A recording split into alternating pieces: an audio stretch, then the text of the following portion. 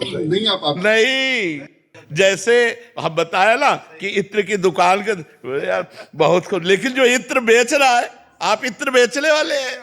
आप वृंदावन वासी भगवत स्वरूप है। अब आपको लीलाओं का चिंतन हो तब आनंद मिले। अब कोई नया इत्र खुले बढ़िया तो उसको लगेगा।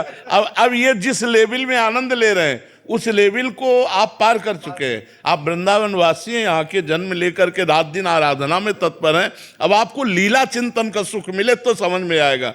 अब 100 ग्राम की लेवल हो चुकी है, अब आप 200 ग्राम में बढ़े तब समझ में आएगा। ये मानना कि हम वृंदावन वासी हमारे अंदर आनंद नहीं, आपका आनंद लेवल बढ़ गया है, आपका आनंद लेवल है। आप भगवत धाम वासी हैं, निरंतर शिव और हरि की उपासना करते हैं, तो आपके आनंद की क्या महिमा का वर्णन करें। महाराज वृंदावन में अगर वास है, हम लोगों का मथुरा वास है, तो ये प्रभु की कृपा ही है। बिल्कुल। श्री राधिका जिनको वृंदा विपिन है, कृपा तिनय की होए, वृंदावन में तवै तो रहन पाई है सोए। बिना लाडली लाल की कृपा के वृंदावन वास हो ही नहीं सकता। हाँ, मित वाल्मीकि जी। राधे राधे गुरु जी। राधे राधे महाराज जी। महाराज जी, हमारी पुरातन संस्कृति का वर्तमान भौतिकवादी परिवेश में सामंजस्य कैसे बिठाया जाए महाराज जी? नहीं बैठ सकता, नहीं बैठ सकता। कैसे बैठेगा आप बताओ। जहां चरित्र की प्रधानता है जिस संस्कृति में, वहां चरित्रहीन की कैसे बात बन सकती है। नहीं, हम तो कई बार सुना चुके हैं, कभी ये बात बता चुके हैं। Money is loss, nothing is loss, health is loss, something is loss, और character is loss, everything is loss. अब उल्टा चल रहा है, तो अब कैसे सामंजस्य, हमारी संस्कृति से कैसे सामंजस्य बैठे। आजकल नए बच्चे, आप देखो नए बच्चों का उत्साह किधर बढ़ रहा है, नशा की तरफ बढ़ रहा है। गर्लफ्रेंड बॉयफ्रेंड, नए बच्चे बच्चियों का ये संबंध ये बड़ा हानिकारक है। क्योंकि जो जीवन की भूमिका अध्ययन ब्रह्मचर्य और संयम नियम से चलकर उन्नति की तरफ जाना चाहिए, वो विलासिता में फंस गई तो वो कैसे उन्नति को प्राप्त होगी। तो ये जो हमारी भारतीय संस्कृति है और आज का जो कल्चर है वो मिलान कर ही नहीं पा रहा, क्योंकि शास्त्र स्वाध्याय नहीं, संतों की बात मानना नहीं है, तो कैसे सुधरोगे तुम। हम कह रहे हैं दोस्ती करना पाप नहीं, व्यभिचार करना पाप है। तुम दोस्ती करो, खूब करो दोस्ती, 10-10 बच्चे बच्चियां भाई बहन की तरह रहो, कोई बात नहीं।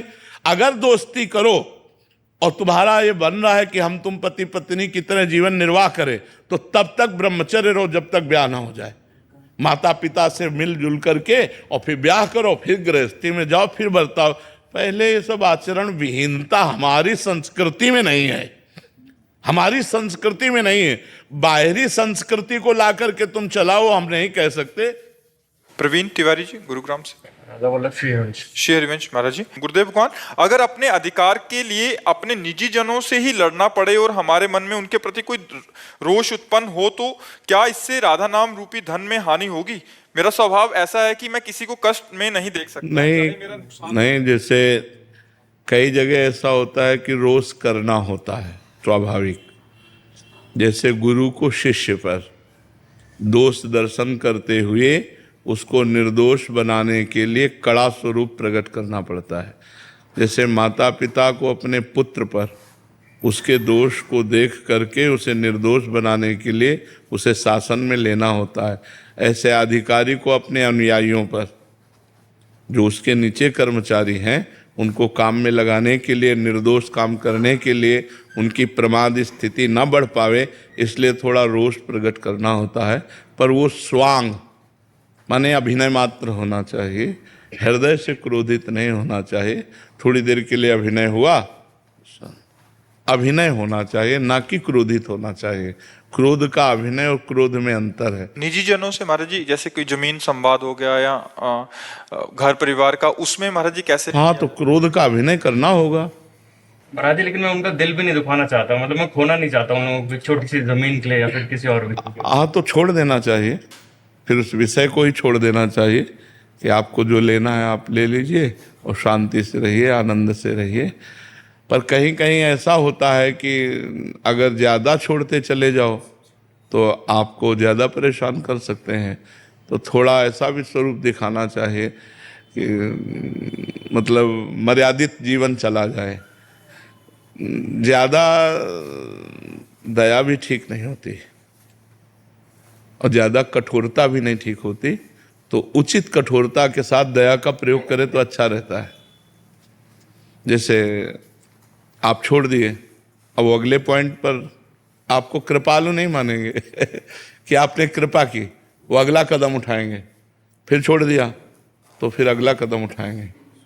और जब पहले ही कदम पर कि न्यायपूर्वक आप अपनी संपत्ति को ले सकते हैं, जैसे पांडवों ने कहा यद्यपि एक छत्र राज्य मुझे मिलना चाहिए, क्योंकि शर्त थी 12 वर्ष का वनवास और 1 वर्ष का अज्ञातवास पूरा होने पर पूरा चक्रवर्ती सम्राट पद आपको दे दिया जाएगा, तो हमें पूरा राज्य मिलना चाहिए। लेकिन यदि आप नहीं देना चाहते हैं तो हम बिना युद्ध किए राजी हैं, आप आधा राज्य दे दीजिए। हस्तिनापुर का राज्य आप कीजिए और इंद्रप्रस्थ का राज्य हम करते हैं। उनका नहीं देंगे। आखिरी में करुणा करके इस बात पर बात आई कि यदि वो 5 गांव दे देंगे। महाराज जी, परमहंस एवं ब्रह्म ऋषि की स्थिति में क्या अंतर है? एक ही बात है, जो ब्रह्म में स्थित ऋषि जन है वही तो परमहंस हैं। वही परमहंस है जो अपने स्वरूप में स्थित है, जिन्हें ब्रह्म ऋषि कहा गया, वही परमहंस है। और परमहंस भगवान का स्वरूप है। जैसे परमहंस श्री सुखदेव जी ब्रह्मर्षि श्री भगवान श्री कृष्ण द्वैपायन व्यास जी, तो कोई अंतर थोड़ी है। उसी ब्रह्म स्वरूप में निरंतर तन्मय रहते हैं भगवान श्री कृष्ण द्वैपायन व्यास जी, और उसी स्वरूप का बोध श्री सुखदेव जी को है। वो दिगंबर रहते हैं, 16 वर्ष की अवस्था, हर समय अपने आत्मस्वरूप आत्मलाभ से संतुष्ट परमहंस श्री सुखदेव जी महाराज। ऐसे ही परमहंस हैं जनक जी महाराज, जो सुखदेव जी के भी गुरु हैं, पर वो राजा रूप में बैठे हैं, राजकाज परिवार सब, वो परमहंस के गुरु हैं। परमहंस श्री सुखदेव जी महाराज के गुरु हैं।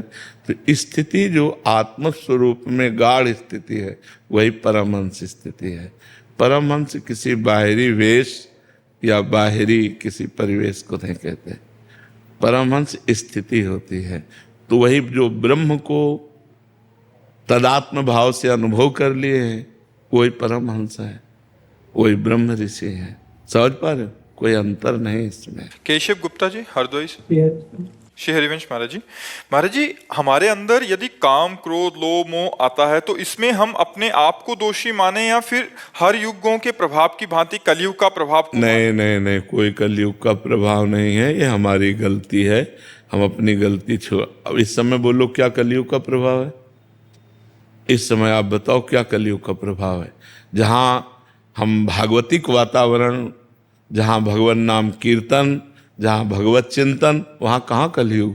अब कलयुग है, उसके स्थान है, कलयुग के स्थान है मदिरा पीना, पर स्त्री गमन करना, हिंसा करना, जुआ खेलना, चोरी करना, परधन अपहरण करना, झूठ बोलना, यही सब है। अगर ये नहीं है तो कलयुग नहीं है। अगर ये है तो तुम्हारी बुद्धि भ्रष्ट हो जाएगी। इन दोषों से बचो। परीक्षित जी ने कलयुग को स्थान दिए, तो इनको छोड़ दो और नाम जप करो। नाम जप से कलयुग का प्रभाव नष्ट हो जाता है, जो कुप्रभाव होता है। और कलयुग समयुग आन नहीं, हाँ, जो नर कर विश्वास, गाय राम गुण गण विमल, भव बिन तरह प्रयास। कलयुग के समान कोई युग नहीं, इसमें बहुत कम समय में भगवत प्राप्ति हो जाती है। गुरु जी, वाणी गुणान कथने श्रवणम कथायाम हस्तौ च कर्मस मनस्तव पादयोर्न स्मृत्याम शिरस्तव निवास जगत प्रणामे दृष्टि सताम दर्शनेस्तु भगवत। तो ये हमारा भाव, और हमें भगवत प्राप्ति कैसे? इसी में हो जाएगी, इसी में हो जाएगी।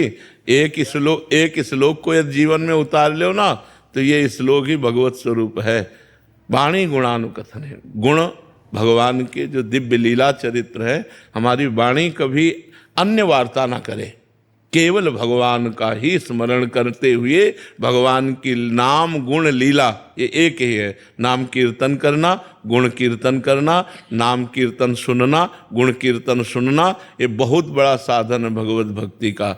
वाणी गुणानुकथने श्रवणो कथायाम, भगवान की नाम कीर्तन गुण कीर्तन कथन करना और सुनना और स्मृत्या, यदि हमारा स्मरण चल जाए तो जब हम कथन श्रवण करते हैं तो स्मरण वही बनता है जो हम कथन श्रवण करते हैं। यदि हम भगवान की लीला गुण का कथन श्रवण करते रहें तो हमारी स्मृति वही हो जाएगी और चराचर जगत भगवान का स्वरूप है ये मान करके प्रणाम करता रहे। इससे बड़ा कौन सा साधन हो सकता है।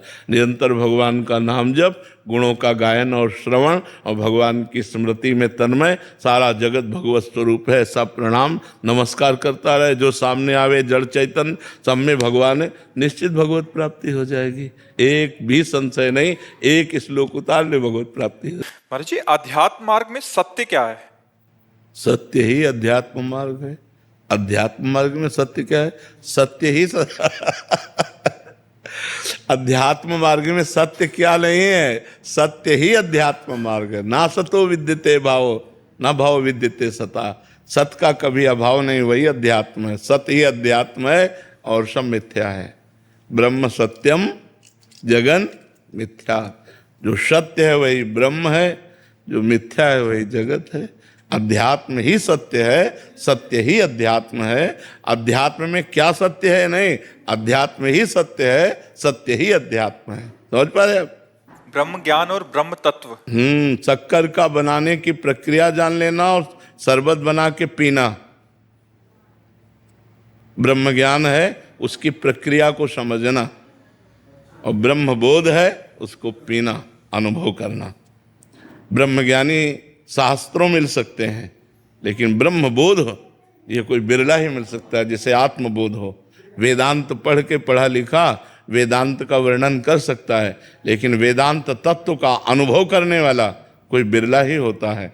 जो आत्मस्वरूप में स्थित निर्विषय निर्विकार सच्चिदानंद परब्रह्म परमात्मा के आनंद में निमग्न, वो कोई बिरला ही होता है। तो आत्म तत्व का ज्ञान बड़ा कठिन है, फिर भी सहज है। लेकिन आत्म तत्व का बोध ये बहुत बड़ी बात है।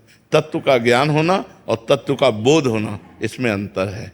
कि जैसे हम हलवा का ज्ञान रखते हैं लेकिन कभी खाया नहीं, और जब बना के पा लिया उसे कहते हैं बोध। और हलवा की प्रक्रिया का वर्णन करना उसे कहते हैं ज्ञान। तो ज्ञान और बोध में अंतर है। किसी वस्तु की प्रक्रिया का ज्ञान होना और किसी वस्तु का रसास्वादन करना, दोनों अलग अलग है। तो ब्रह्म आत्मज्ञान अलग है और आत्मबोध अलग है। ज्ञान तो बहुत को हो सकता है। आत्म तत्व तत्व वही बोध। बोध का मतलब होता है उसी तत्व का बोध होना। और जब बोध हो जाता है तो दूसरा कोई है नहीं। सर्वम खलमिदम ब्रह्म ने नानास्ति किंचन। एक ही परमात्मा केवल है, वही आत्मा है, दूसरा कोई है नहीं। भजन करो तो समझ में आएगा। प्रश्न बड़े बड़े ऊंचे हैं, लेकिन जैसे हीरे की दुकान में जाए, बोले ये हीरा, बोले 2 करोड़ का। बोले ये वाला, बोले 5 करोड़ का। बोले तुम्हें लेना क्या है? बोले लेना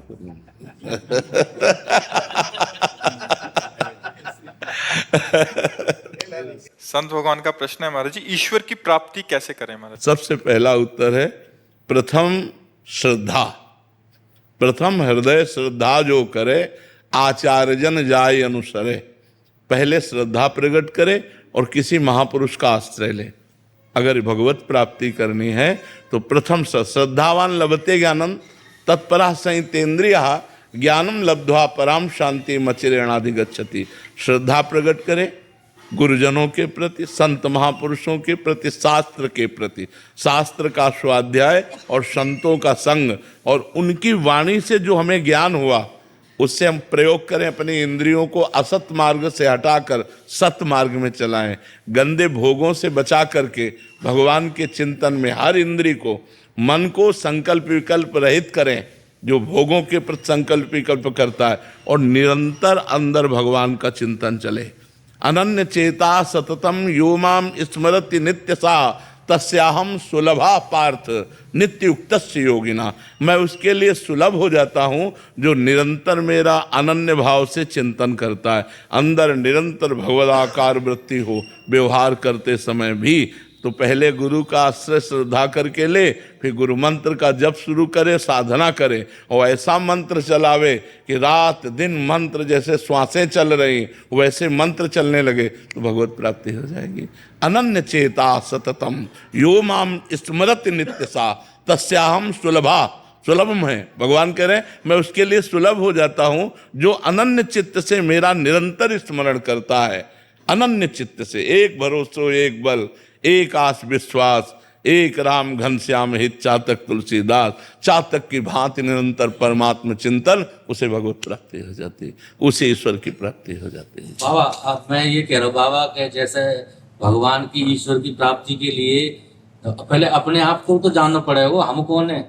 दर्पण सामने आते ही अपना चेहरा नजर आ जाता है, दर्पण सामने आते ही अपना चेहरा नजर आ जाता, हम कैसे हमें पता नहीं चलेगा, लेकिन दर्पण सामने आया तो समझ में आ गया ना।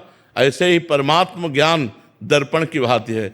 जब हमें भगवान का साक्षात्कार होता है तो मम दर्शन फल परम अनुपा जीव पाव निज सहज स्वरूपा, मेरे दर्शन का फल है, तत्काल अपना बोध हो जाता है। महाराज जी मैं ये कह रहा था कि सब लोग आते हैं इनके अंदर इतना भाव प्रेम देखते हैं जी, वो हम जहाँ वृंदावन में जन्म लिया है हमने, गोस्वामी कुल से हैं जी, पर वो भाव हमारे अंदर प्रकट क्यों नहीं होता? नहीं, उससे हजार गुना आपके अंदर, लेकिन समझ में नहीं आता। जब इत्र की दुकान में कोई एकदम जाए तो खुशबू लगती, लेकिन इत्र बेचे जे दीन प्यारे वेद पुकारे द्रवौ सुश्री भगवाना, यही दरबार दीन को आदर रीति सदा चली आई। हमारे प्रिया प्रीतम को दैन्यता प्यारी है, दैन्यता ही हमारे लालजू को भी प्यारी है और प्रियाजू को भी प्यारी है। वाहन का मतलब होता है जिसके हृदय में दैन्यता होगी उसके हृदय में प्रभु विराजमान होंगे। अगर हम भगवान के भगवत स्वरूपों में जाते हैं तो फिर भगवान का वाहन गरुण है, ब्रह्मा जी का वाहन हंस है, महादेव जी का वाहन नंदिकेश्वर है, कार्तिक जी का वाहन मोर है, गणेश जी का वाहन चूहा है, वो अलग अलग फिर वाहन।